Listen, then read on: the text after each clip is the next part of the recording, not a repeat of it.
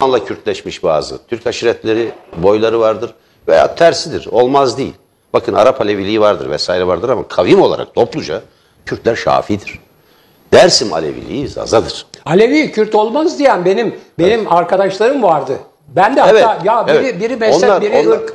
Tabii onlar Zazadır. Onlar Zazadır ve Horasan'dan Oğuzlarla beraber, Oğuz Türkmen boylarıyla beraber Anadolu'ya göç eden önemli bir kavimdir. Nizamül Mülk tam 1000 yıl önce siyasetnamede onları anlatır. Selçuklu Sarayı'nın muhafız alayı onlardan oluşur. Hatta Nizamül Mülk diyor ki hocam, ya bu Türkmenler, Oğuzlar hısım akraba ama güvenilmez sultanım diyor. 1000 kişiden fazla başkentte bulundurmamak gerekir, onlar asidir.